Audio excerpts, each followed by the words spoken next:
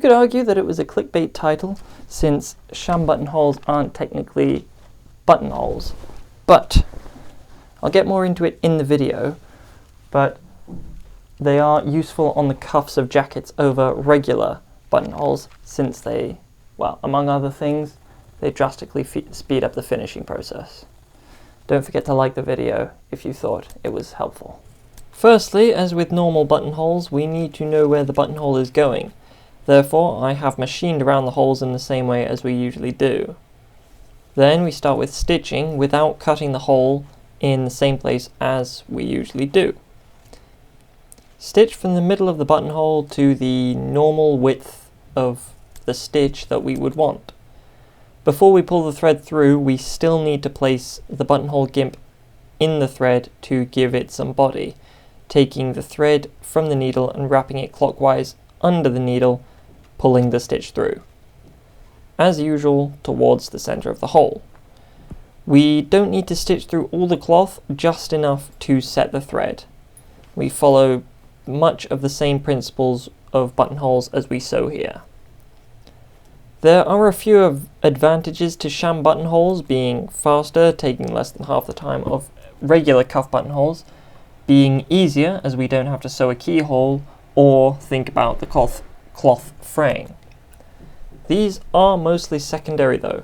The reason to give your sleeve sham buttonholes is to make it better for adjusting the sleeve. The standard distance between the end of the sleeve and the first buttonhole is 3 centimeters.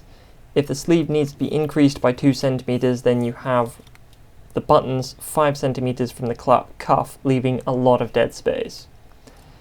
If they were legit buttonholes, then we couldn't move them. If we're back to our shams though, we can unpick the last one and add one to the front, giving us only 3.5 centimeters of dead space. I use 5 centimeters between the cuff and the first buttonhole anyway, so if anything it's more important for me to keep a sham on the back, because any more than that may very well be ridiculous. To be fair though, getting a £20 alteration tailor for a sleeve lengthen of your £1,500 jacket, he isn't going to take out one of the shams and sew a brand new buttonhole. The turn here is very easy. I might suggest that once you get to the apex of where the hole would be, we turn back. At the very least though, the button needs to cover where we have stopped stitching to. We literally fold the gimp 180 degrees and start stitching back down the other side of the proverbial buttonhole, leaving a small loop of the gimp at the top so that we can use it in a sec.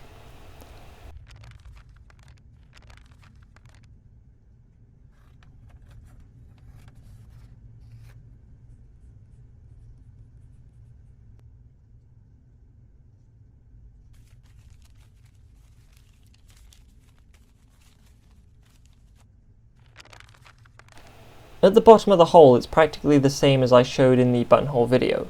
Pull on the gimp and cut it off. Use something like our embroidery scissors to draw the gimp very gently back under the threads. Bark tack the ends together so that they look the same as the other buttonholes.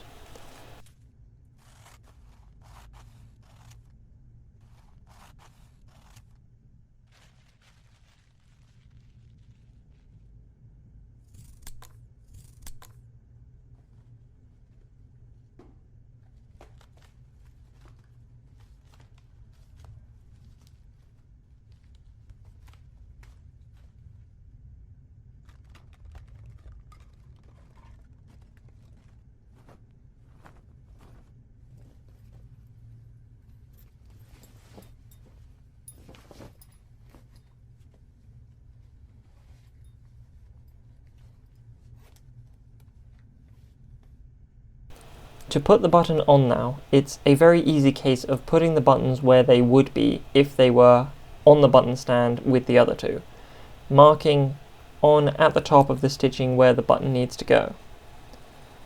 We need to sew them only to the top sleeve, unlike sewing the other two to the button stand. This way the cuff still opens when we undo the buttons. It's funny, before this I was sewing them to the button stand as well, like sewing them through everything. Then I looked on a seersucker jacket and it was just the top sleeve, and I thought, oh, that makes way more sense. Also, what I found amusing is that it was with the cutter for an alteration, and I was just looking all around it. I found that the basting was still in the bottom welt of the cross pocket. It was a 10-year-old jacket. I just thought that was funny. The button obviously doesn't need a shank like the other buttons on the actual buttonholes, like the bottom of the jacket buttons, so just so it's straight down onto the cloth.